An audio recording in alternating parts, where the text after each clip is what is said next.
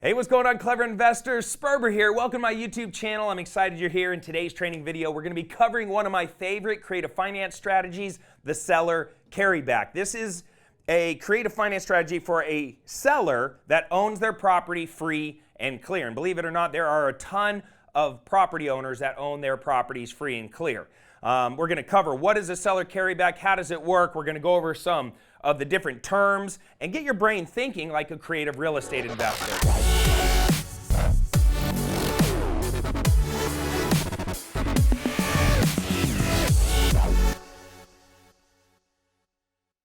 A lot of times when you're a wholesaler or you're new to real estate, if you want to get a deal, you show up to a seller appointment and you make them an all-cash offer. Well, realistically, how many people are so motivated that they're going to take a extremely discounted all-cash offer? 10, 15%, maybe 20%? I mean, it's not many. You're going to get told no more than you're going to get told yes. By adding more tools to your tool belt, like creative finance, you're going to end up getting a lot more deals and converting a lot more leads. And so since the market's shifting, there's going to be a lot of sellers that are living in the past a little bit. They are stuck on price. They own their properties free and clear. They don't have a ton of pain, but they want to sell. And if they're smart, they will become your bank. So when you hear me say things like, hey, I'm going to teach you a way to get a free house, how we get a free house is we do creative finance on the front end, bypass the banks, work out a deal directly with the seller, whether they have a mortgage or no mortgage on the property. There are creative strategies where you can get the seller to participate in the financing. It's called seller participation or creative finance. And there's lots of different creative finance strategies. There's seller carrybacks, which we're going to talk about in today's video. There's subject to transactions. There's wraparound mortgages. There are mirror wraps. There are AITDs. There are contract for deeds. There's all this whole world of creative real estate investing or creative finance that you can do. Today I'm going to focus on seller carrybacks because you're going to find a lot of sellers that own their real estate free and clear. They're going to become your bank, and you're going to work out a deal directly with them for them to finance you the deal. And how we end up with the free property is we do a seller finance on the front end and maybe a lease option on the back end, or a seller finance on the front end and we reseller finance it on the back end, sandwiching ourselves in the middle and just getting free cash flow coming into our lives. So how cool would that be if you never had to go to a bank and borrow money again? You never had to personally guarantee a loan. All right, that's what we're going to be covering in this video. So if you're new, take notes, because the first time I heard this stuff, I was like, wow, this is super cool, a little confusing, but I'll try to simplify it for you. So first off, what is a seller carryback? A seller carryback is also known as seller financing or owner will carry. It's a form of financing where the seller of a piece of real estate loans the borrower the money needed to purchase the property. Like I said earlier, it's pretty much seller-assisted financing. Now, in a typical real estate transaction, there's like three pieces to it, right? There's the property, there's the bank, and there's you, and you're the borrower. So let's say you want to borrow money from a bank. You're going to go to the bank, and they're going to do a full write-up on you. They're going to get full documentation. They're going to do a credit check. They're going to make sure you have a job for 2 years or longer. You have strong income. They're going to want you to personally guarantee the loan, and if you qualify, they'll lend you the money to buy the property. And when they do that, you sign a note, and they then lend the money to buy the property, at which point the old owner deeds you the property or transfers the mortgage over to you. That's how title is transferred. And to secure the bank's funding, they're going to place a lien on the property that secures the money. So if you stop paying, they just file foreclosure, take the property back, sell it, and get paid back. That's a typical transaction. In a seller finance situation, all we're doing is replacing the bank, which is a pain in the butt to work with the seller. And what's cool about this is you don't need to do full documentation and credit checks and all that other stuff. You just, whatever you work out with the seller is how you write up the deal. So if the seller says, hey, I'll trade you your boat as the down payment for my house, and then I'll carry the mortgage for the next 30 years, and you make me equal monthly payments until it's paid off, then there you go. You write it up, and you now have, you give them the boat, and you now have access to the property. All right, so that's essentially what's happening in a seller finance deal. There's benefits and downsides depending on which perspective you're looking at. The benefits from the seller's perspective is you're going to get way more buyers, right? Obviously, if I advertise my property with financing built in, you're going to get a lot more buyers. You're going to get the asking price, maybe even more than the asking price for your property. The closing process is faster and cheaper. The terms are flexible. You literally become the bank. Who's the smartest transaction in every real estate deal? It's the bank. The bank doesn't care about tenants or toilets. They don't care about repairs. They don't even really care if you make payments because they know that if they're smart, they lent you way less than the property is worth. So if you stop paying, they just take the property back, sell it, and get all their money and make a profit. And number 5, you could sell the property as is. Now, from the buyer's perspective, we can build wealth by getting control of real estate by bypassing the banks. The deal terms are only limited by your imagination.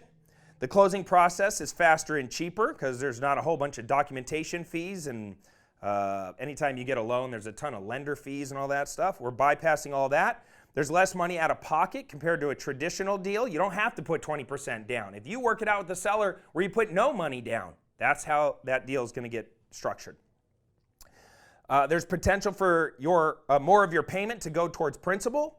You get tax benefits of owning real estate. You're not limited to 10 properties. If you go to a normal bank and you try to borrow money to buy investment real estate, they limit you to 10 properties.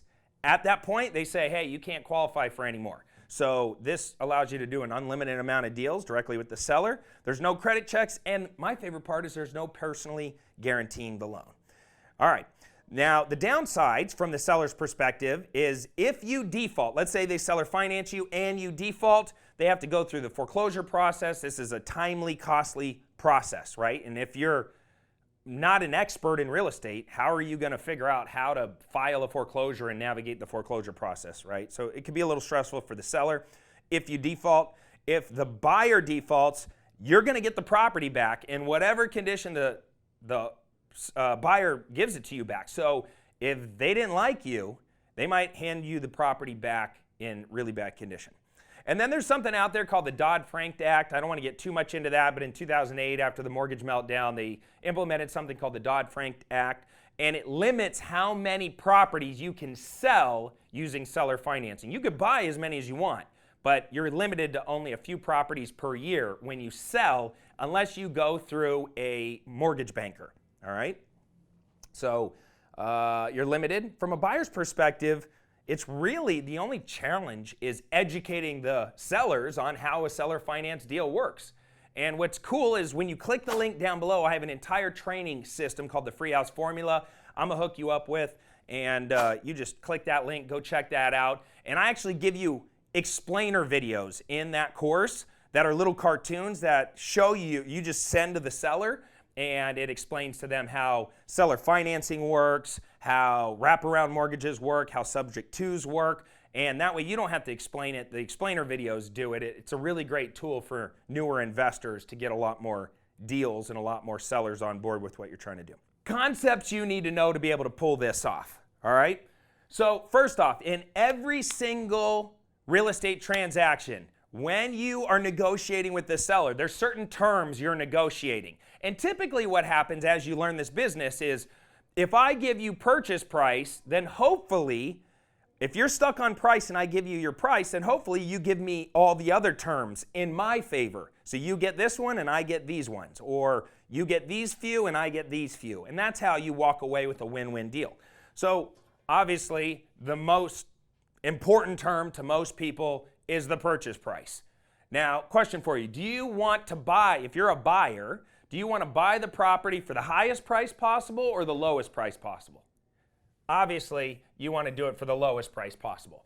Inspection period. That's kind of your escape clause. So when you put a property under contract, I have X amount of time to inspect the property, at which point if I see anything in the inspection that I don't like, I can walk away and get my earnest deposit back. Okay? And so inspection period, you want that to be as far out as possible because that's the length of your escape clause during the closing process. I guess another one would be earnest. We can put earnest in there, right? Earnest deposit, we want it to be as low as possible. Who pays closing costs? Now let me ask you something. Who, in a real estate transaction, if you're the buyer or the seller, who's responsible for paying the closing costs? Well, in a normal transaction, not as a real estate investor, but if you just go through a real estate agent, normally the buyer pays their half and the seller pays their half. But as an investor, a lot of times we pitch sellers who are motivated and say, hey, we'll cover all the closing costs. So who pays closing costs? If you can, you want to split that. But a lot of times we tell the sellers we'll pay closing costs. And where closing occurs, you want to control that, right? You want to choose where closings occur because you want to go to an investor-friendly closing agent to close your deals. Because if you wholesale it or you do creative finance and it's a traditional closing agent that doesn't typically work with investors, they might not know what you're talking about. They might even say, that's illegal. You can't do that here. And they're totally wrong. They just don't know how to do it. So these are typical terms in every real estate transaction. When it comes to seller financing or seller carrybacks, there's 3 more things that we're going to be negotiating besides purchase price, right? The down payment. Our goal, imagine rolling up to a seller and saying, hey, what do you want for your property? And up to this point, every wholesaler in town has rolled up and has given them a lowball cash offer. For easy math, let's just say the house is worth $100,000. Everybody's offering them $40,000. And the seller's getting pissed off. They're like, dude, this is ridiculous. Everybody keeps offering me $40,000, $45,000, $50,000. I don't want to take a lowball offer. I'm not going to do it. And you roll up and you go, well, what do you want? And the guy goes, well, I'll take $75,000. It's worth $100,000, but I'll take $75,000 right now. Well, let me pitch you on something. What if I paid you the full $100,000? Okay? And instead of me going to a bank and borrowing money, you just become my bank. You own the house free and clear. You be my bank, and you seller finance me. And in a perfect scenario, I would put 0 down. How cool would that be? Would you ever be able to buy through a real estate agent and go to a bank and tell the banker, hey, I'm going to put nothing down? No, they always want 20, 25, 30%. But directly with the seller, you could say, hey, listen, I'll pay you more for your property, but I want to put 0 down. And as an interest rate, I want 0%. Right? This is how we pitch it. We don't say 0%, by the way. We say equal monthly payments. Right? By saying equal monthly payments, that's the same as saying 0%. All right, so imagine if we were able to get into a deal, 0 down, 0% interest, and the length of loan is 40 years or 50 years.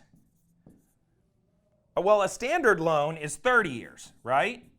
Well, what if we can stretch the mortgage payment over a longer period? And if I wasn't negotiating a $100,000 house, I might want to stretch it out.